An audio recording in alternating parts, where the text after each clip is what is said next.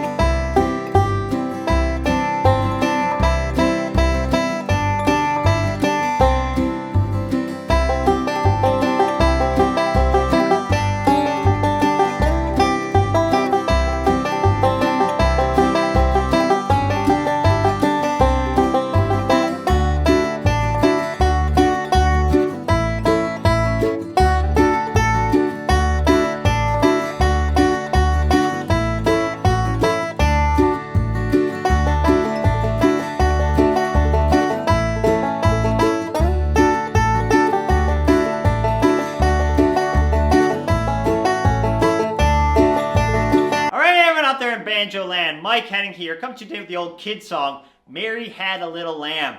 We're going to do a couple things with this lesson. We're going to work on playing a simple melody in a bunch of different keys, which is a question I get a lot, is how do I take a melody and move it to a different key? And the second question I get is, where do melodies come from, right? So rather than just looking anywhere randomly, we don't want to do that because it's going to be overwhelming. We want to narrow down our search when we're trying to learn maybe a song in a jam that we've never heard before, rather than just picking notes randomly and hoping that your ear can figure out the melody. So we're going to use a little bit of music theory to narrow down where we might start to look for that melody. We're going to talk about the concept of chord tones and passing tones on this lesson. We're going to learn it in 3 different keys, G, C, and D. It's really short, and we'll break it all down. All right, let's jump into a beginner version of Mary Had a Little Lamb. Here we go. All right, let's start breaking down this first arrangement of Mary Had a Little Lamb in the key of G. So I think the value of this lesson is not in the song itself. You're not probably going to go to a jam and say, hey, let's play Mary Had a Little Lamb, right? But what we're going to do is dissect how we're building this melody. So let's jump into it. Okay, so let's do just a real brief little music theory lesson. So we have the concept of chord tones. So those are notes that are in the chord. So if we're in G, if you strum all or play all the notes at the same time, that's how you get a G chord. If you play them each individually, those individual notes are called the chord tone. So those are the tones that make up the chord, right? In this case, it's G, B, and D. And then the other thing we have are what are called passing tones, which are normally the other notes in the scale.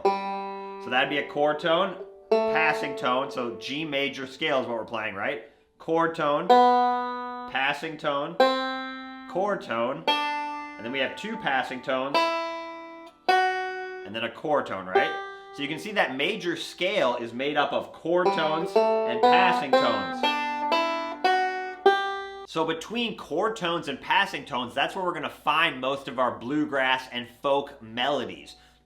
More advanced, like jazz songs, might have notes that are outside of the scale, like chromatic notes or other, again, altered notes. But again, bluegrass, the melodies are mainly going to be chord tones and passing tones, right? Whether you're playing major or minor, the same concept applies. But remember that chord tones are kind of more important than passing tones. So melodies are mainly going to be chord tones. They're definitely usually going to start and end on a chord tone, and then they're going to be connected with a series of passing tones. So let's look at this opening line to Mary Had a Little Lamb. Let's play like the first 4 measures.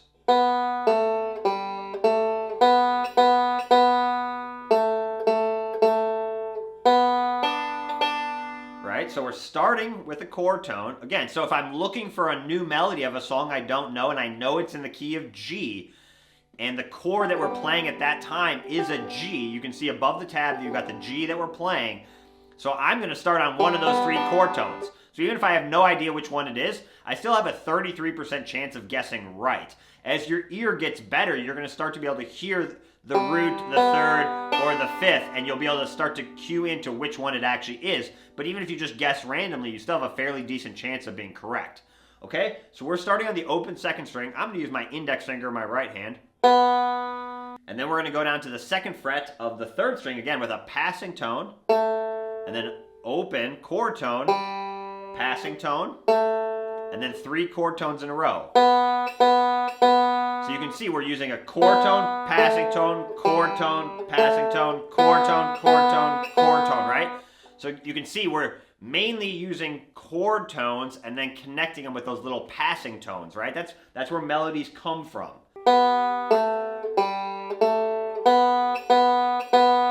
Right? Okay, so now let's look at the next phrase. We're going to go to this 2nd fret, right? And we're going to play it 3 times in a row. And you might think to yourself initially, okay, that's a passing tone, right? So that's a little weird. You just said that chord tones were stronger. Now we're playing this passing tone 3 times in a row, right? It doesn't really make sense. But this is where now you have to look at the chord above. We're actually changing to a D chord right there. And that 2nd fret is within a D chord tone, right? So when the chord changes, our chord tones change as well. Now we're going to that 2nd fret over a D chord, and that actually becomes a chord tone, so that our rule still applies. Now we have a very strong chord tone for D. So how we're counting that too, I should just break it down quick. So we're counting 1, 2, 3, 4, 1, 2, 3, 4. So a half note in measure 2. 1, 2, 3, 4. And then we have the same count in measure 3. 1, 2, 3, 4. So a half note at the end. So that chord tone, passing tone rule applies here. Chord tone. And then we go back to G, and now we're back to 2 chord tones. We're going to hit the open 2nd string, and then we're going to hit the open 1st string twice. 2, 3, 4. So same timing. 1, 2, 3, 4. So again, as the chords change, you can see our chord tones are changing, right? So that's what we're doing there. Chord tone, back to chord tones. And the 2nd half is very similar. It starts the same way. And then this time we play 1 more quarter note in measure 6. And then we go to measure 7, back to a D chord. So then we play chord tone, open 2nd string. Now this is a passing tone because we're in a different chord. Back to a chord tone. And then measure 8 back to open, which is our G, back to our chord tone. So measure 7 is a good one to look at because you can see how the chord tones and passing tones flip based on what chord we're actually on, right? So compare measure 5, where we're over a G chord, chord tone, passing tone, right? When we're over a D, they flip. Now this is the chord tone, this is the passing tone. So obviously I don't expect you to understand all this right away. It's a lot to digest, but just, again, think that chord tones are stronger. So whatever chord you're on, the melody note is probably going to be mainly on chord tones, and then using those passing tones to connect the chord tones together. So measure 7 one more time. We have... Right, so that's what we're doing there. Let's play the 2nd half of it.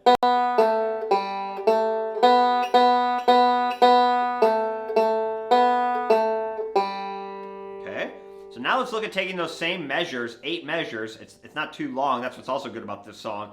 And now let's look at making it sound like a banjo, right? So what we're going to do is do a 2-4 slide on the 3rd string. Why are we going to do that, right? Our melody note is there. So a very common banjo technique is finding that note on a string lower and then sliding into it.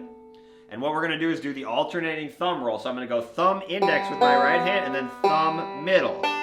Strings 3, 2, 3, 1. So I'm going to do that slide. I slide up and then I slide right back down.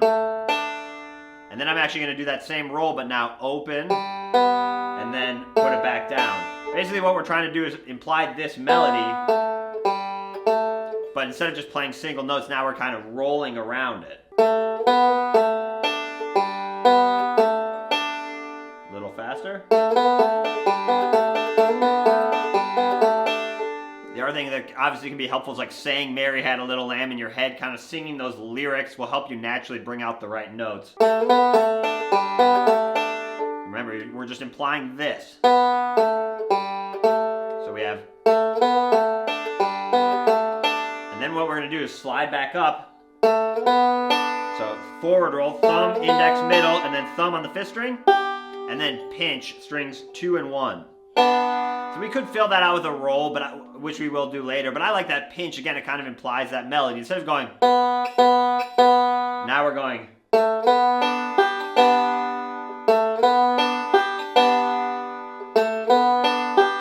And then we need to fill out the measure. So we have thumb, index, 5th string, 2nd string. Again, just kind of highlighting that 2nd string.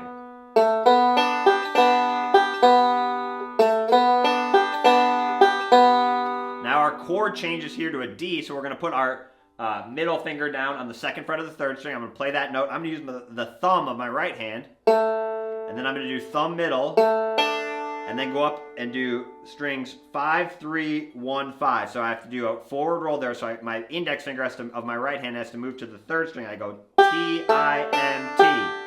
That's a good one to practice because you started with your thumb if you're a beginner, especially if you're still working on your string accuracy.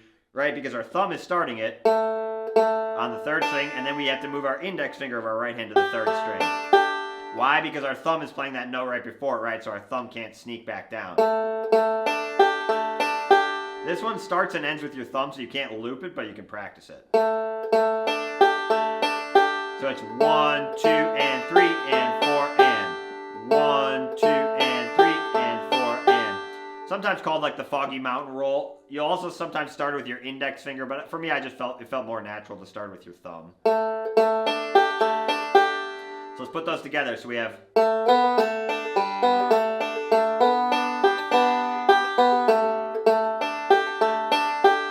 Even slower.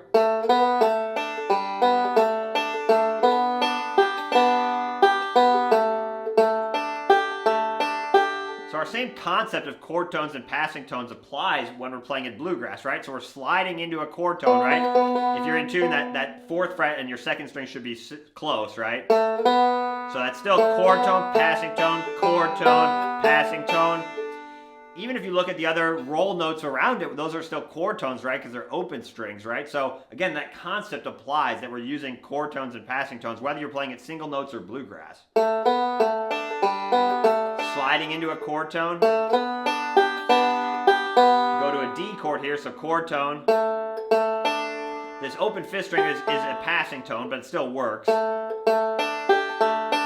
And then back to measure 12, open 2nd string, index finger of your right hand. And then instead of playing the open 1st string, we're gonna hammer on or slide. You can do either. Normally it's a hammer on though on the 2nd string. We're gonna hammer on from 2nd to the 3rd fret where that note's the same. Right, and so we hit open, and then our thumb of our right hand comes down to thumb middle while hammering on.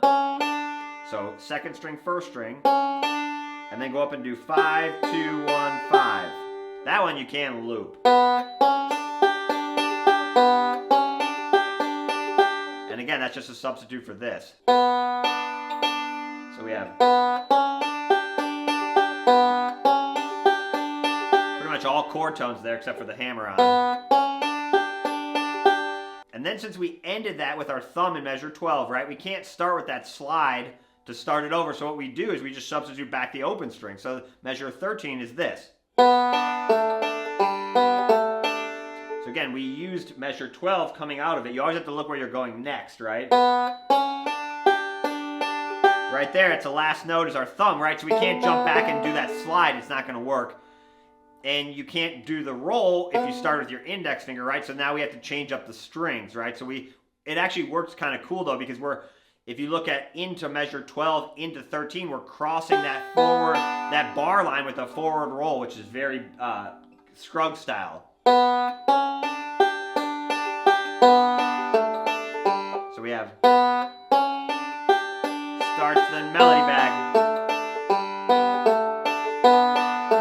13, that's good practice. That one you're starting with your index finger, which is a little bit tricky sometimes, so it's good practice. And then measure 14, we slide again, and this time we don't do the pinch, we're just going to fill it out with a full roll. So we're going to go T, I, M, T, I, M, T, M. You could also go back up and play measure 10, there's interchangeable, but again, we're just filling it out with that roll to make it, just to give you another option, really. And then, so let's put 13 and 14 together. So we have. Now back to D, a little ending lick. We're going to go. right, so again, playing with that timing, we're going. So we're going to hit our thumb on that 2nd fret, 3rd string, thumb of your right hand, and then go up and do a forward roll, 5, 3, 1, T-I-M, and then back to the open 2nd string with your index finger, and then your thumb comes down, you do thumb middle. So you have, and then open. We'll break that down in a second. So again, we're kind of implying this melody, but we're just doing it like a little bit more syncopated. Because that open 2nd string comes on an offbeat. It's 1, 2, and 3, and 4, and 1. Very kind of Scruggs style. Again, it's syncopating the melody, which is really cool.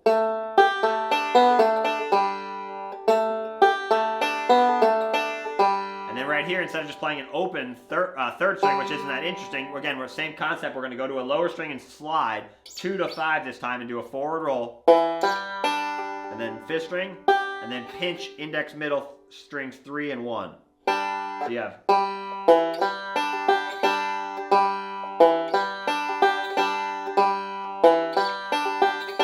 Let's put the last 2 measures together. We have.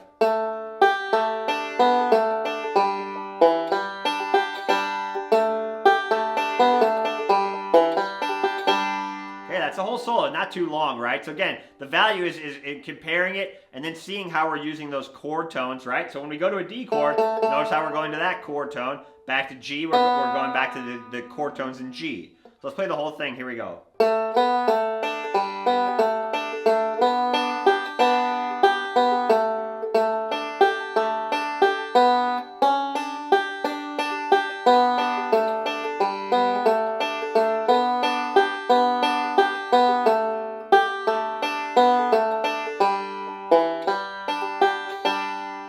Faster.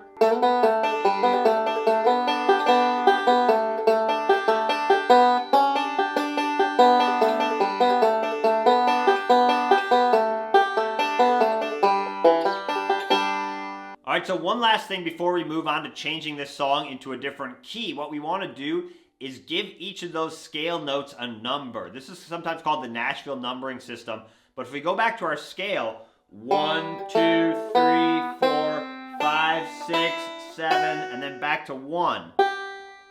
So we have a 7-note scale. 1, 2, 3, 4, 5, 6, 7, 1. Okay, so our chord tones are the 1st, 3rd, and 5th notes of that scale in a major chord, right? 1, 3, 5. Okay, this note's the 2, so you have 1, 2, 3, 4, 5, 6, 7, 1. So that can refer to notes or chords. You might have heard like a song is a 1, 4, 5 progression, right? That would be a G, the 4th note is C, and the 5th note is D. So if you said like the chords are 1, 4, 1, 5, that would be G, C, G, D. Okay, so they can refer to notes or chords. But what's really helpful about the Nashville numbering system is now we have a common denominator. Remember back to math class, right? When you had to add like 2 fractions together, you need to find a common denominator. It's going to make it a lot easier to make that conversion. So that's what we're doing when we change it to a key. So let's break down the second solo now. We're going to move to the key of C.